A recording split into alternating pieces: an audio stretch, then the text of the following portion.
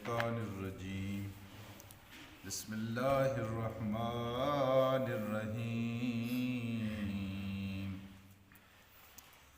یحلفون لکم لترضوا عنہم یحلفون لکم لترضوا عنہم فإن ترضوا عنہم فإن اللہ لا يرضى فإن ترضوا عنهم فإن الله لا يرضى عن القوم الفاسقين صدق الله العلي العظيم۔ رفقائے محترم، یہ بات ہم سب جانتے ہیں کہ انسان کی نیک بختی، انسان کی سعادت، انسان کی کامیابی کا انحصار اس بات پر ہے کہ اسے اللہ کی رضا مل جائے۔ اللہ کی رضا کے علاوہ کوئی انسان اپنے آپ کو خوش نصیب، خوش بخت، بلند اقبال نہیں کہہ سکتا۔ بالکل۔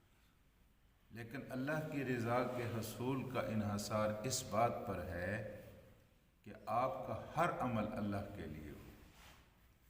اگر آپ کے کسی بڑے سے بڑے نیک عمل میں بھی اللہ کے ساتھ کوئی دوسرا شریک ہو گیا ہے، اللہ تعالیٰ کی رضا کی خواہش کے علاوہ کوئی دوسری خواہش شامل ہو گئی ہے، تو یہ بات کئی بار عرض کی جا چکی ہے کہ اللہ تبارک و تعالیٰ ایسا پارٹنر ہے، ایسا شراکت دار ہے جو اپنا حصہ دوسروں کے لیے چھوڑ دیتا ہے۔ اس حد تک کہا گیا ہے کہ اگر 100 حصے ہیں کسی عمل کے اور اس کے 99 حصے آپ کے صرف اللہ کے لیے ہیں، لیکن ایک حصہ کسی دوسرے کے لیے ہے، تو اللہ تبارک و تعالیٰ اپنے 99 حصے بھی اس ایک کے لیے چھوڑ دیتا ہے۔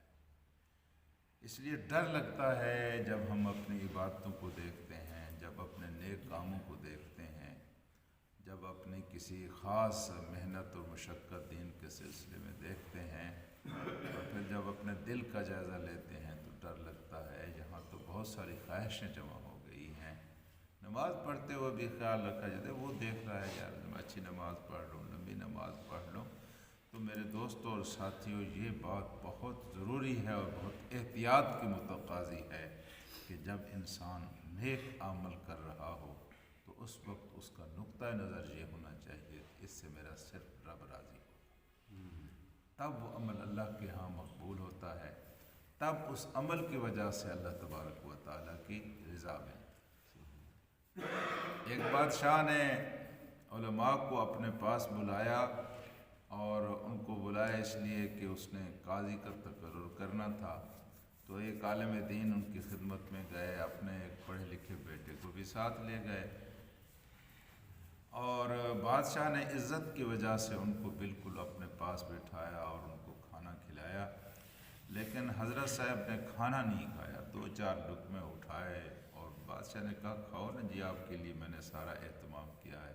اس نے کہا جی ہم تو بس اتنا ہی کھاتے ہیں، اور پھر نماز بھی پڑھ لی۔ نماز بھی بڑی لمبی، بڑی خشوع و خضوع والی کہ بادشاہ متاثر ہو جائے کہ صاحب جو ہیں تقوی کے بادشاہ ہیں۔ بہرحال واپس لوٹ آئے، انٹرویو ہونا تھا، فیصلہ تو بادشاہ نے بعد میں کرنا تھا۔ جب ہی گھر پہنچے، بیٹا دوسرے کمرے میں چلا گیا تو انہوں نے آواز لگائی بیوی کو کہ نیک بخت کھانا لے۔ اس نے کہا میں تو تمہیں بادشاہ کے دربار میں بھیجا تھا اور وہاں بادشاہی ضیافت اڑانے کے لیے گئے تھے، ابھی تم واپس آئے ہو کھانا مانگ رہے ہو۔ تو اس نے وہاں سے اسے کہا کہ سمجھا کرو بادشاہ کے ہاں میں نے کھانا نہیں کھایا، ہاں جی اس لیے نہیں کھایا کہ بادشاہ کے اوپر اثر ڈالنا تھا۔ وہ قریب کے کمرے میں بیٹا بیٹھا ہوا تھا، اس نے وہاں سے آواز لگائی کہ اگر کھانا تم نے نہیں کھایا اور ابو جان اور امی تمہارے لیے جب تک کھانا لے کے آ رہی ہے اس وقت تک تم نماز بھی دوبارہ پڑھ لو۔ نماز بھی تو تم نے اسی طرح پڑھی۔ تو میرے دوستو، اللہ کی رضا کے لیے اگر کوئی کام نہ ہو تو کوئی اچھے سے اچھا کام بھی اس کا کوئی اثر نہیں ہوتا۔ لوگوں کو خوش کرنے کے لیے کوئی نیکی کا کام آپ کر لیں اس کا کوئی اثر نہیں ہوتا۔ یہ آپ سے حضور کریم صلی اللہ علیہ وسلم نے رات کی تاریکی میں کسی کے قرآن پڑھنے کی آواز سنی، بہت متاثر ہوئے۔ سید عائشہ سے پوچھا کون پڑھ رہا ہے یہ؟ تو حضرت عائشہ نے فرمایا یہ ابو موسیٰ اشعری پڑھ رہے ہیں۔ آپ نے فرمایا اللہ تعالیٰ نے ان کو حضرت کے لہجے میں سے ایک حصہ دیا۔ اور جب حضرت ابو موسیٰ اشعری کو معلوم ہوا تو انہوں نے کہا یا رسول اللہ آپ میرا قرآن سن رہے تھے، اگر مجھے پتہ ہوتا نا آپ میرا قرآن سن رہے تھے اور ذرا سنوار کے پڑھتا، جی میں اور سنوار کے پڑھتا۔ اب دیکھیے یہاں اللہ کے علاوہ رسول اللہ صلی اللہ علیہ وسلم کے لیے حضرت ابو موسیٰ اشعری نے کہا ہے، اللہ کے علاوہ تو کسی کو راضی نہیں کرنا چاہیے، لیکن محمد الرسول اللہ صلی اللہ علیہ وآلہ وسلم دراصل وہ کس لیے کر رہے تاکہ اللہ کو کسی کو اس لیے خوش کرنا کہ اس سے اللہ خوش ہو جائے، یہ جائز ہے۔ کسی کو اس لیے خوش کرنا کہ اس سے اللہ خوش ہو جائے، یہ جائز ہے۔ صحابہ کرام کو آپ خوش اس لیے کرتے ہیں تاکہ اللہ تبارک و تعالیٰ خوش ہو جائے، یہ جائز۔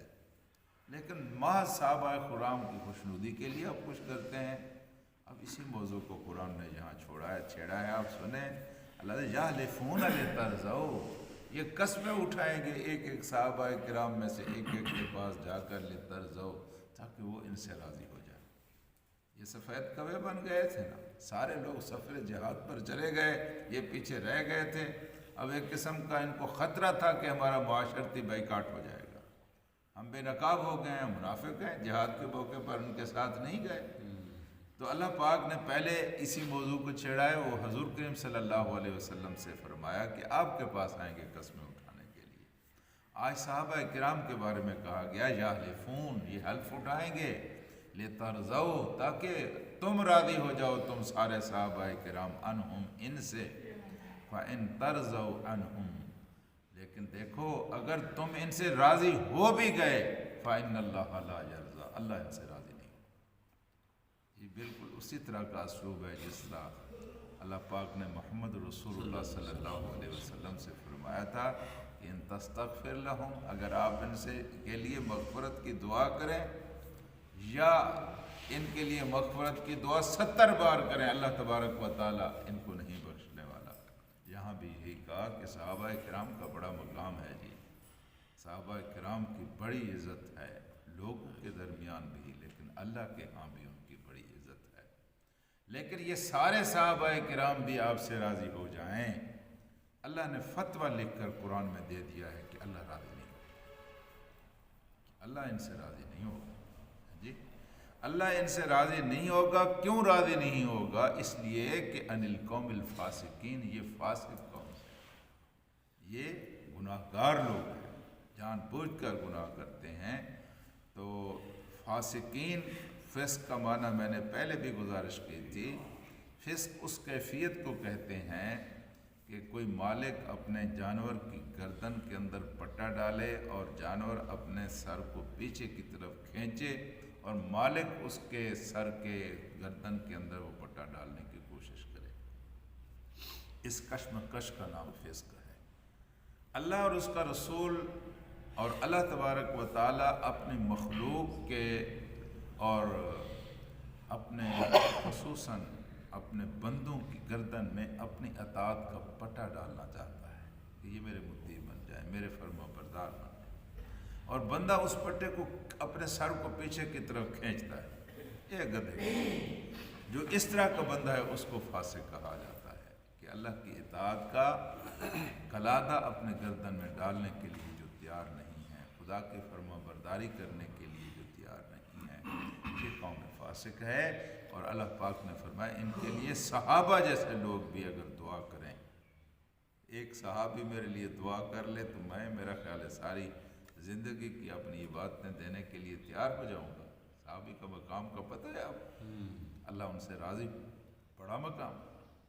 لیکن یہاں سارے صحابہ کے بارے میں کہا گیا آپ سب راضی ہو جائیں، لیکن یہ ایک ایسے لوگ ہیں کہ انہوں نے حق و باطل کی کشمکش جب پیک پر تھی، عروج پر تھی، ان ظالموں نے بیٹھنا پسند کیا اور حق کا ساتھ نہیں دیا۔